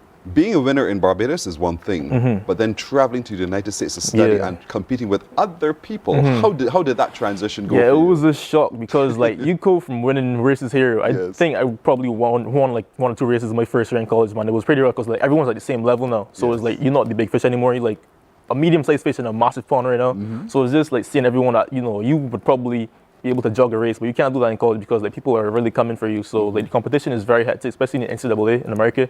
Like people are always running. And I was in Big 12 conference with Kansas State, so that's like we will see Olympians. I had to run Olympians in my race, professional athletes. It was very eye-opening, honestly. But I think it was the experience was I'm pretty grateful for that because I got like to run with pros. So like I think running at international meets after that was a piece of cake because I like already experienced high level of competition. So just think going from that, it was a very good experience for me, honestly. How did you maintain being a Bajan in that big pool of other people from elsewhere? It was really because they would say you find a Bajan in every corner of the earth. Yes. So like there was Bajans all around Kansas Really? State, Louisiana. Like, there's always a Bajan. Like, Asha Cave was at Kansas State with me, Nathan Ferguson, Shanita Broom. They were at Louisiana with me. So there's always a Bajan around. So like I just think sticking with that community is like a good way to keep your identity, honestly. But then eating the foods, I also cook a lot. So like I bake the sweet bread, I cook the food, macaroni and pie, chicken and rice and peas, chicken, all of that. So I still cook food pretty often, take the seasoning with me to school. So I mean, I cook all the time. So you still cook the Bajan way? All the time. Because you really couldn't handle the American way. I get you though, I get you. Yeah, I love seasonings, man. But you know, oftentimes we travel and we want to adopt some of the other culture. Is there anything American that you've adopted that you think, this is interesting, this is cool, I think this is what Bajans need to also consider? American that I would thought. I don't think so, you know. I think I'm very proud of my Bajan nationality, and I think it's best to like represent because people actually love hearing about your story. Yes. So I don't really try to adopt them. I try to like make them adopt because they're trying to get everyone to come to Barbados, honestly, for tourism and stuff. So I think people should really, be well-rounded in other countries. So I think people looking at Barbados is like, yo, this is what they should adopt from us, honestly, instead of trying to take from them.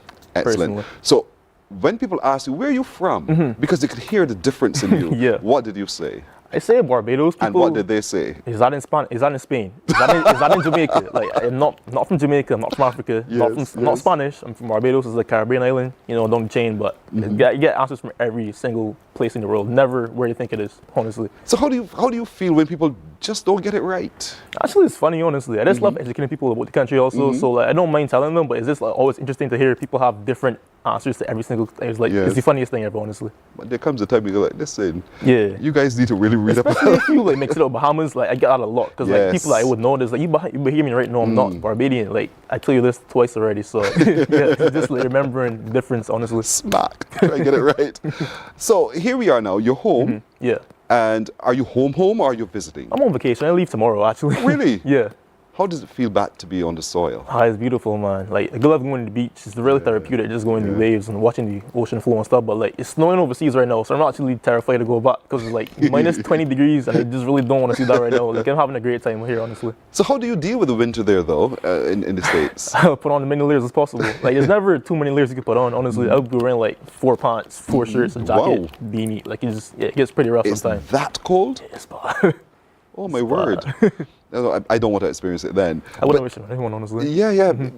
So the first winter you had, were you ready? And if you weren't ready, what was it like? I was not prepared, man. It was in Kansas, and I remember it started hailing once, and like I thought it was rain, but then I looked out and I saw things like hitting the floor and they were bouncing, and it was like, okay, they were pretty big. And then it was a snowstorm for that week, and it went to minus 26 degrees, and it was like, I cannot do this. I was not ready for this at all, because you know Barbados is like 26, the lowest, like south, but like minus 26, it was a complete shock. My body was not ready for that. I'm also asthmatic, so like cold was really rough for me. So I ended up leaving Kansas. I'm in Louisiana right now, so it's a little warmer there. It doesn't hit minus 26, but it still gets pretty cold. So, but yeah, I was not prepared when I originally went to Kansas. I was not. That can play your mind. Yeah, it was rough. Like they mentioned seasonal depression and stuff. Not saying I was depressed or anything, but I mean like it definitely does affect because you like used to seeing the sun all the time, but now the sun sets at like 4 p.m. Rises at 8, so you get like less daylight in the day. So it's just like it's a strong mental hurdle you have to clear, but. It wasn't all bad. Did you feel to pick up the phone and say, "Mommy, I want to come home"? I did a couple times, man. I did a couple times. Like summers, I used to make sure I could stay as long as possible. Even when for Christmas break, I used to stay here as long as possible, so I don't have to go back into that weather. Honestly, to rush back to that cold. Yeah, basically. So what are you doing now with your life? What is it that you're engaged in? I'm a graduate assistant at university, so I work with the MBA department. So basically, I'm like a teaching assistant per se, and I also do my master's still right now. So project management. Those are my main 2 things right now. I also still train with the team, but I don't compete anymore. I'm done competing. Right. But I keep pretty fit still. I still train with the team, but when they like put on spikes and stuff, I'm done. Like y'all have that. That's beyond me right now. That's beyond So me. when your students look at you and say, but sir, you're just a little boy like us, do you get that kind of a challenge with them sometimes? Well, no, because like I'm a graduate student right now, so I work with undergrad students, so it's not really like a challenge for them per se. They still call me sir, so it's weird. Like it's so small. It's very odd to hear sometimes, but I like it, honestly. I like it. So apart from the food, how do you keep Beijing? Do you listen to the music? Do you follow the news? Do you reach out, or whether online or not, to connect so that you stay grounded in being No, I Barbadian? definitely, most of my friends, like 99% still from Barbados right now, so like, I talk to them pretty constantly, man. The music, I'm not too heavy on soca, calypso, don't crucify me, but I'm not really the biggest soca fan, but I definitely keep up with the people around. I watch news all the time, pretty much to keep up to date, honestly. So coming back to Barbados, you know, when you've been away for a little while, you immediately spot the changes. Yeah. What changes did you see? Negative or positive? You say. Well, What for me, changes it's have you just seen? like the lack of the stadium right now is like a very jarring thing, because I know like my first few BSACs, there was at least a stadium you could have, but now like coming back to train as an athlete, it's quite hard because you have to use the Usain Bolt stadium, but it's not always like open access to everyone. So I just think like changing how the sport is like seen right now, because like also COVID like pushed back a few years of development. So it was like seeing how the sports kind of died is actually like a little, not sad, but it's like interesting to see, honestly. So I wonder like how they were able to get back to like previous heights. That's the biggest thing for me, honestly. But there's also like a lot of positives, because I see like a lot of businesses opening up, people doing a lot of things entrepreneurship wise. So I think it's like pretty good to see countries also trying to develop in that aspect. Right. So yeah, I think it's two good things, honestly. In terms of track and field in Barbados, so what can Anthony Hoyte-Small lend to its further success? I think it lends some knowledge, man. This is my experience personally. So the athletes trying to get out, honestly. I think like people need more genuine experiences in their life so they can actually like navigate, instead of like, you know, saying this is what I want to do. But I think having someone that went through it before and be able to guide you through what you did, I think is a very good thing you should have, honestly. So then I'm curious, are you, if you're following it that closely, who are some of the ones that you think that Barbados needs to keep an eye on, who have the potential to not just win races, but to really make it to the Olympics? Well, I think like Deshaun, Boyce right now, Texas Tech, he's a pretty good 400 meter runner. And there's still like Jonathan Doan still runs, Kyle Gale still runs right now. So I think like the 400 program they have in Barbados right now is, I think they always produce athletes. So I think those, you should watch those pretty closely, honestly. And Tony Hoyte-Small said so. So be it, indeed. Question for you. When you landed on Barbados, what was the first food you wanted to eat? Everyone knows this. I love crumbs, so I went to crumbs and I got two currant slices, Delicious right down to the last love currant slices, man. Currant slices? Those are my thing, yeah. So are you going to pack those to leave tomorrow? I have 4 in my bag already. Wasting no time. No time at all. Time. What about the drink that you love? I love Ceres juices, so like mango juice, like authentic. You don't really get much authentic mango juice overseas, so like mango juice here is like the most majestic thing ever, honestly. I love it. Mango juice, coconut water also. You don't really get that. It's like the canned stuff overseas, it's not good. But the one here, straight from the coconut, phenomenal. Straight from the nut. Phenomenal, yeah. What about Mobby? Can't drink Mobby, man. I have a lot of allergies, can't drink Mobby. Oh, shoot. Yeah, unfortunate stuff. Man. I can drink the bark, but the bark is not good. Okay, it's too bitter. Yeah. Right. And do you have a favorite beach on the island? I would say like Browns Beach, honestly, because everything's there, honestly. Like, everything's there. I live pretty close to Brandon too, so I go to Brandon pretty often also, and then all the way down to Paradise Beach. So I just frequent those pretty often. You love to run up and down, up and down. Yeah, I try my best. and allergies aside, cuckoo? Breadfruit cuckoo. Caramel not so much, but breadfruit. Breadfruit is where what would you endorse it with? Honestly, this is a little weird, but salmon, I love salmon with it. No, that's where we part. Saltfish too. That is where. Yeah. Oh, saltfish. But I'm a salmon guy, so I love salmon, man. Honestly. Good, that's where we part. Yeah, that's valid. That's valid. You gotta try it. You have to try it though. I am not trying it. Okay. You can have the salmon. Okay. I'm having the saltfish. Yeah. Or the red herring. Red herring. Yeah. Macaroni pie. Don't tell me allergies. No, I love it. Love it. I make it all the time too, man. You're a good man. Yeah, love it. You are good. Yeah. How do you make your macaroni pie? What makes it taste so good? Secret sauce, barbecue sauce. That's like a little hint. Yeah? Yeah. Sprinkle on top? No, like in the mixture, yeah. Not too much though to overpower it, but like enough just to make it get a little flavor for real, yeah. Hint. Little secret. Now, if you try yours, try it with some barbecue sauce, and you'll do it the Anthony Hoyte-Small way. Yeah, trademark that one actually. Yes. That's what me. It's our producers inside making notes because she's still learning a thing or two. Okay. And she's learning how to do it the Anthony Hoyte-Small way. I mean, but yours is the kind, you don't say Anthony alone. You have to say Anthony Hoyte-Small. Yeah, the full name. So, how does that make you feel to know you call the full name? I think like it's funny, honestly, because like people usually just say Anthony or Hoyte-Small, but when they say the full thing is like, it's a pretty unique name, honestly. So I just love to hear it because like, I remember BSAT, they would say my entire name all the time. So just hearing it all the time is like it's really reassuring, honestly. I just love to hear it, honestly. It is so different, honestly, for real. I like my first name. Just call me by my first name, I'm good. Yeah. Just say the first name, I'm fine. Don't even struggle with my last name because the other people, the other persons on this island, that's all. Just call me by my first name. Hoyte-Small is like me and my mother. That was it in the country. Yeah. Are you into religion in any way at all? Yeah, I'm Christian. Really? Yeah. What does that mean? That's why I'm going with this. Apologies. I'm following you, you know. Apologies. But what does that mean to you in staying grounded and being who you are? Yeah, that's thing mean like following what you think is right. Honestly, like there's like black and white in the world, but I think once you uphold your values, honestly, I think that's the most important part. Who taught you that? Mother, grandmother, very heavy in church. They're very praying, man. They pray with me all the time, man. All the time. And isn't it funny how the women tend to be the ones who reinforce these things? Hey, man. Whatever works for them, honestly. But I take it because like, they got me pretty far, honestly. So I mean, they keep praying, I keep taking it, honestly. I like that. Yeah. I like that. You're such a humble spirit. Have you had a chance to go back to Queen's College or even St. Michael's to lend from what you've experienced so far? I was actually at Queen's College 2 days ago, talking to some professors, like Brian Holder was talking to him, and then there's some more PE teachers I was talking to also. This was about the future of the sport, and then like how they're progressing and, you know, coming along. So I go back pretty often, honestly. Queen's College, I go there all the time. So Michael's not as much because I don't really have the time to go there, but I like to get there too also. But Queen's College, I go there all the time, honestly. And that's clearly important to you. Yeah, it really is, man. Because again, all my friends were there, and like I think I really got into my career at Queen's College, and I just think it's a good thing to always lend back to what you're doing because like they give me so much, so I think it's time for me to give back to them, honestly. What parish of Barbados are you from? St. Michael.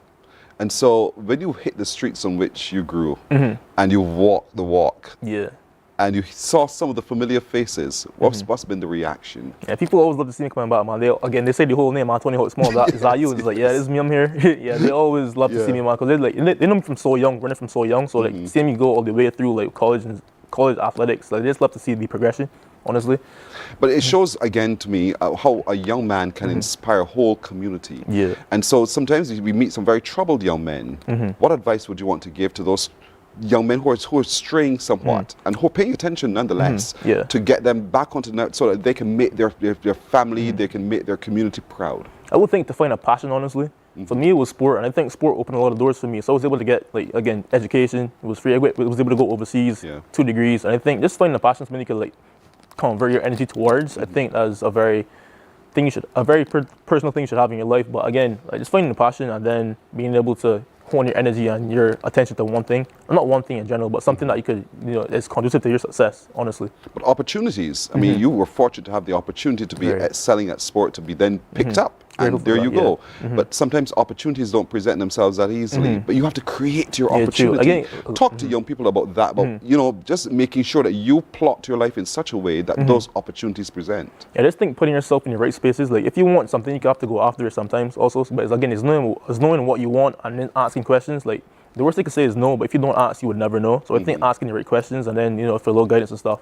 I just think, you know, talking to people are very, very willing to help, I found. So like if you don't ask them though, you would never get information from them. So I would say ask them any questions as you can, like just ask questions, talk to people all the time, like network, communicate. I think that's a very But you are also very fortunate to have supportive family support, really strong. And so and I asked you the question earlier about exam time is coming up, put that down, take this up instead. But your parents supported you all along the way to do what you got to do. And so I wanted to, you know, to speak to those parents who take that other way that says 11 plus is coming up, so therefore for a full year at 10 years old, you're doing nothing else but studying, and the same things for CXC and so on and so forth. And the value of sport and the arts in particular in general to the overall development of a child. Speak to them. But I think like being well-rounded is very important. So like you don't want to just focus, you don't put all your eggs in the academic basket because you never know, like, again, the job market fluctuates so much. You never know what's in demand at the time. Again, people learn at different rates also. So you don't want to put a 10-year-old child and say, yo, focus on one thing because you don't know if they're going to take everything to heart at that time. You don't know how they're going to react to the work. So I think like being able to do multiple facets of your life, keep you well-rounded, and then again, they say all work and no play makes like a dull boy. You don't want dull children growing up. So I think just finding different avenues so you can exert energy, and then like you can find interest anywhere else. Because again, I started in kinesiology, my business major right now. So I just think putting your foot in different pies, man, just trying different stuff is a good way to find something that could eventually be your passion or something you do further on in life. Do you think of settling in Barbados eventually? I have no idea right now, honestly. Just going with the wind takes me. That's fair. Oh, I like that. Because I graduated in December with my master's, and then after that, I have a year to work in the U.S. and then that's when life gets crazy. So I don't want to think about that far ahead right now. Just live in the present. But honestly, I have no idea genuinely right now. Here you show up with the masters.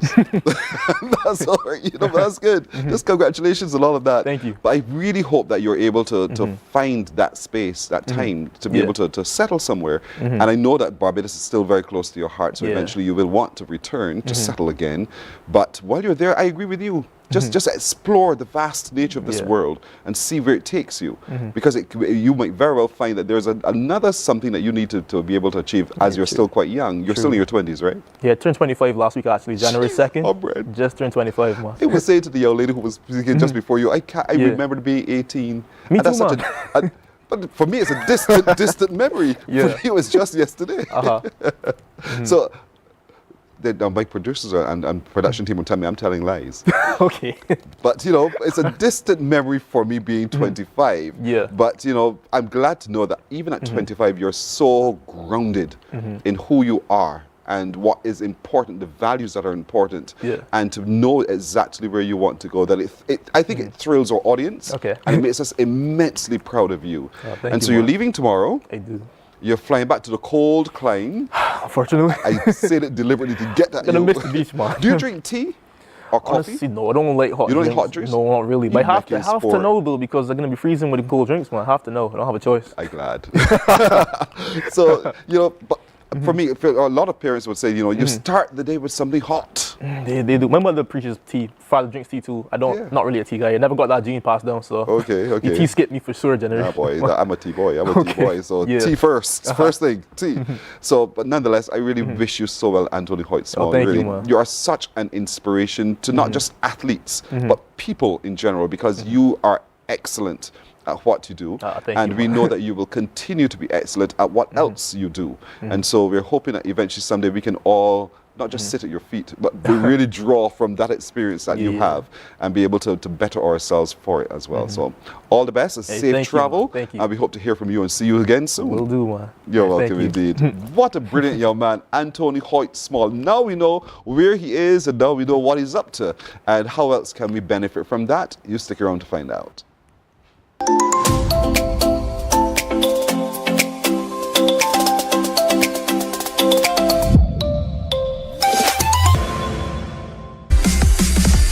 While you go about your business, we go about our business, and that is gathering the news. Stay up to date at CBC News Barbados on Facebook, Instagram, and Twitter.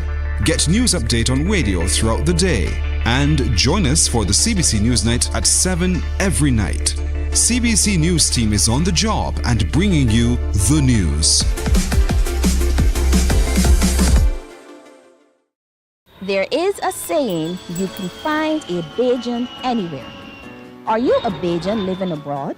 Or do you know of one who has migrated to another country? Well, we at Mornin Barbados would love to have you or them on our Bajan Affair segment. Share your amazing stories, experiences, and how you have adapted to a new culture. Send us an email to morninbarbados@cbc.vb. And together we will travel the world.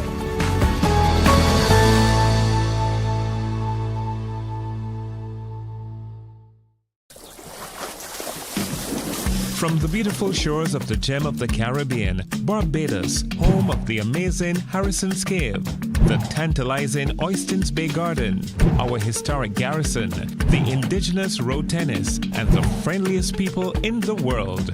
We are 94.7 FM, the ultimate Bajan experience. My friend, you don't plan to get it. Oh, Barbados. Hey, I'm KB Clean. Join me 6 a.m. until 10 a.m. right here at 94.7, the best and ultimate Bajan experience. My show is called Bajan to the Bone. Don't miss it, Bajan to the Bone. Weekdays right here and only here on 94. We enjoy a game of dominoes and singing karaoke. I just love crew.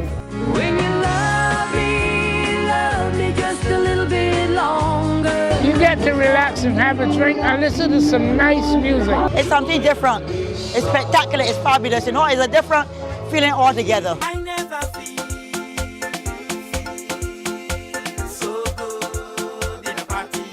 Follow me to Q in the Community this Thursday.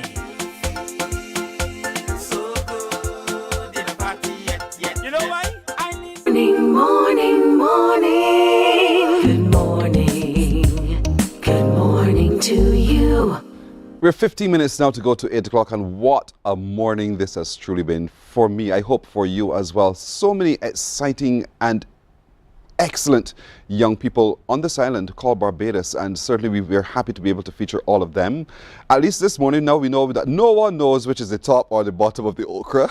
That much is clear, I am telling you, because the debate continues as to which is the top of the okra.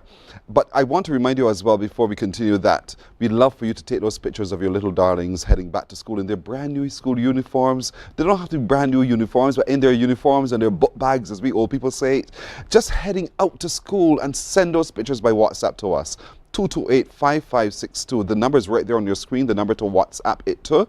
And tomorrow morning, we want to be able to proudly share with the rest of our viewers those little ones who are continuing their school journey. So get cracking. When they come home from school or early tomorrow morning, whatever it is, you take those pictures. Remember to include their name and the school that they attend as well, because not every school uniform can I identify, I'll tell you. So tell us their name and the school they attend, along with the picture, and you send it by WhatsApp to us. We can't wait to share all of the beautiful little children heading out to school in their school uniforms. You know, Barbados is known for having that as one of its signatures.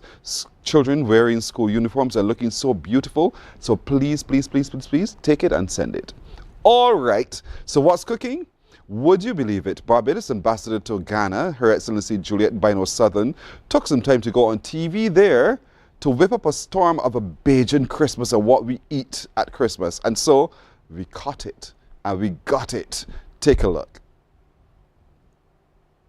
Let me welcome, with all my honor, with all my pleasure, Her Excellency Juliet Bino Sutherland, who is the High Commissioner of Barbados to Ghana.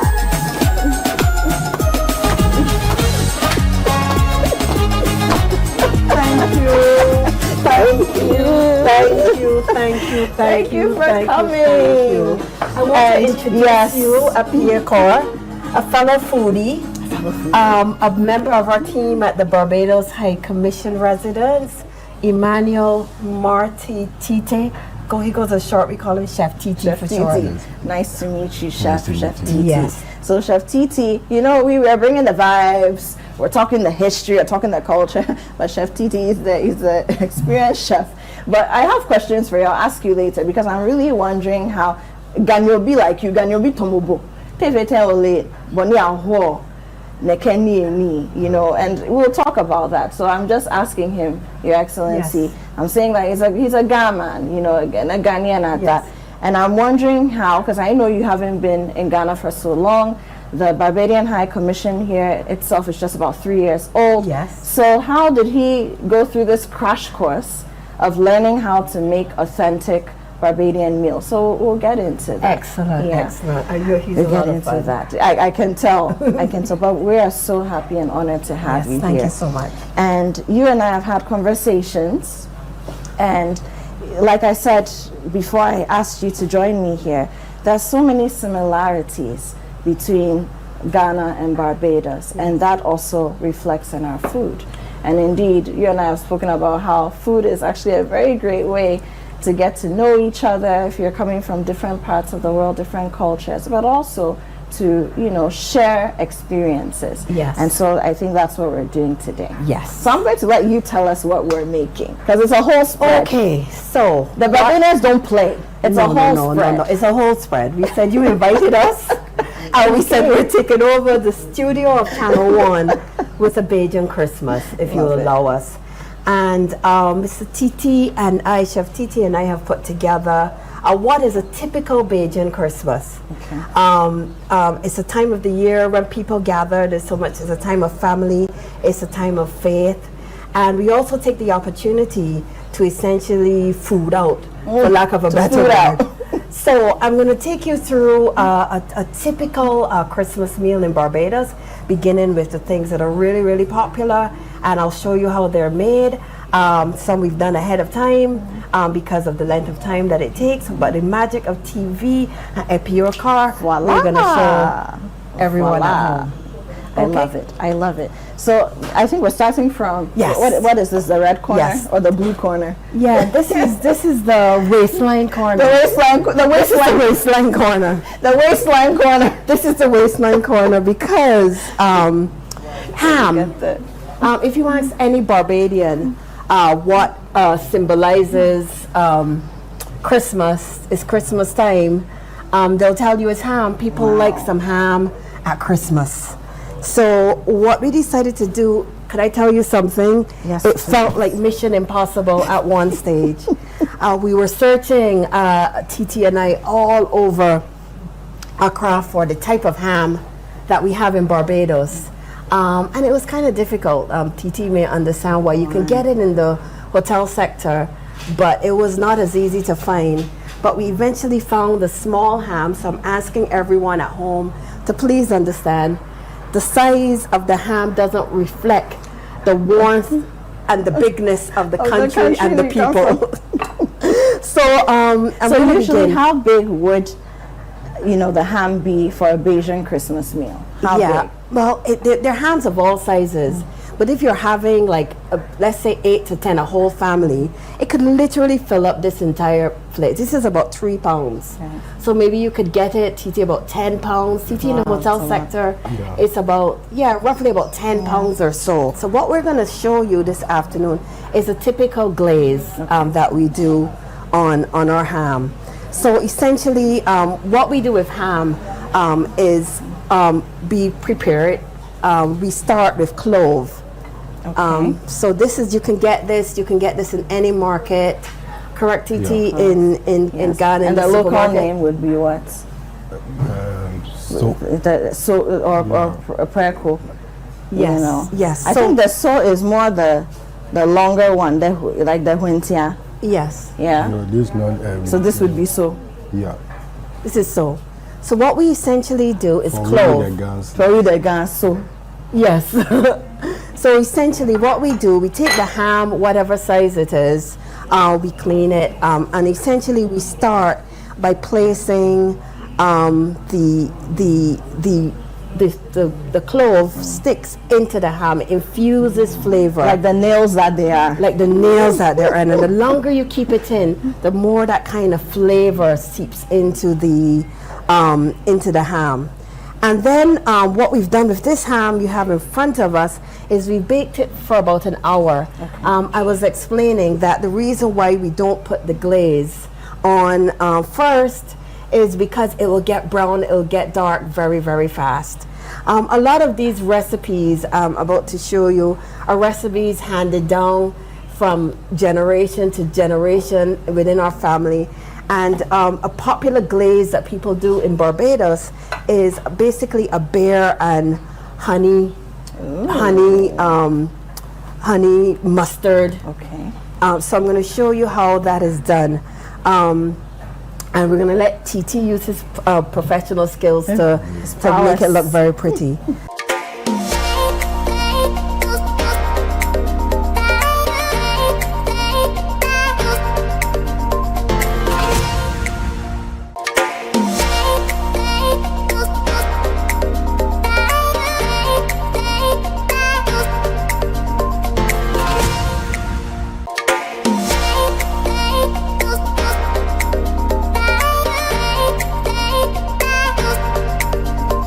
But I was doing what would be a traditional Bajan meal, so that this is the rice and peas. I just always wondered, because these are beans.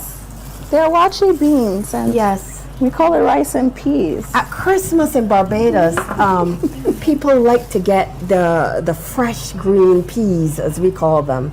So you'll see at Christmas, or vendors in the market, even in the supermarkets, you'll have freshly picked and shelled. It's a big thing. Some families sit around the table and shell. So there's a nice soft green pea. That's my personal favorite, but I couldn't find it here. But you told me, and you're pretty sure they have it here. I've seen it. I'm sure it's seasonal.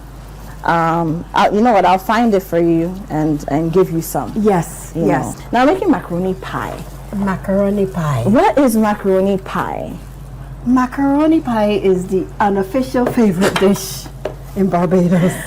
Our national dish is something called flying fish and cuckoo. Okay. Flying fish and cuckoo is similar to banquet. Banquet. Yeah, I saw that banquet. It has okra and the flying fish. You actually chew it. It's like we yeah. It's a fish that comes out of the ocean and the one that skips. That skips. So I understand parts of Ghana have it in their waters. So, but although that's very popular, if you ask any Barbadian, they'll tell you that one of their favorite dishes is macaroni pie. So I couldn't come here and be an authentic Barbadian representative without representing the fact that macaroni pie is such a popular part of our cuisine. And it essentially is macaroni, broken, not spaghetti, not linguine, macaroni. So different kinds of pastas, right? So we're talking about the macaroni, the one that looks like a pipe. Like a pipe. Some people use elbows. Okay. But essentially it's pasta, the small ones. And what we do essentially is mix the pasta with cheese. In Barbados we have New Zealand cheese, we have local cheese that's very popular and highly sought after. And when you boil the macaroni while it's hot, you basically add the cheese into a nice paste. If you were in England, I know some people in the diaspora actually make a cheese sauce and add it. Okay. But at home in Barbados, a lot of us, we literally do what Mr. TT is doing. We add.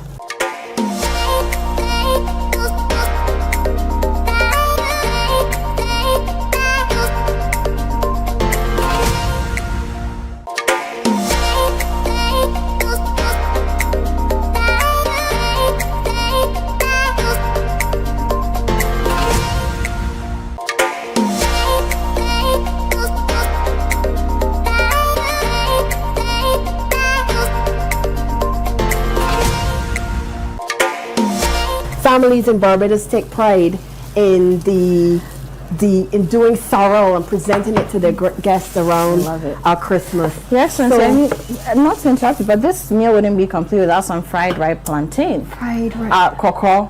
I'm not done true, so I'm going to fry that because it's the same thing. We just fry. So I'm going to do that. Yes.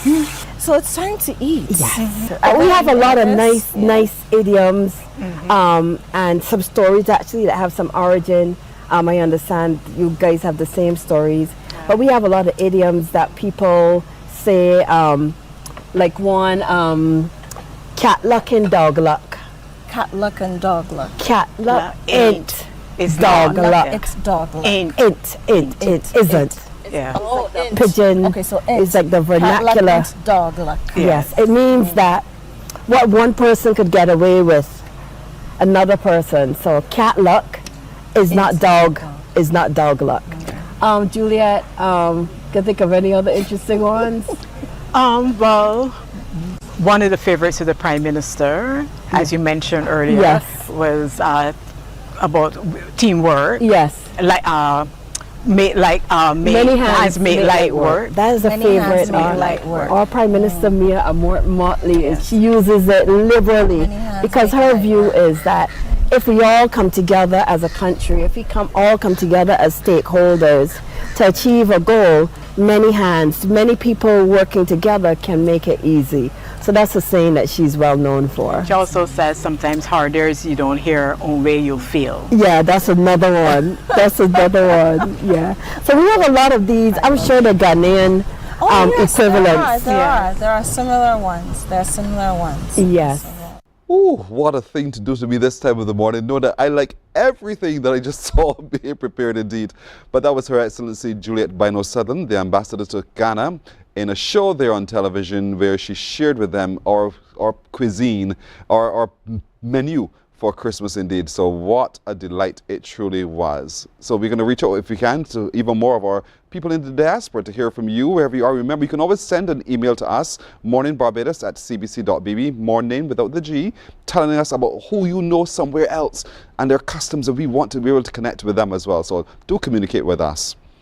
Listen, Tomorrow we have a very exciting show as well to do. And also remember, tomorrow morning I want to be able to share with everyone those back to school photos. So take the pictures of your little babies, your boys and girls, and maybe go up to secondary school, it doesn't matter, of them heading back to school in their school uniforms, and you can send that by WhatsApp to 228-5562 along with their name and the school that they attend. We love to be able to share all of that with you tomorrow, along with everything else we have planned as well. Well, that's it for today.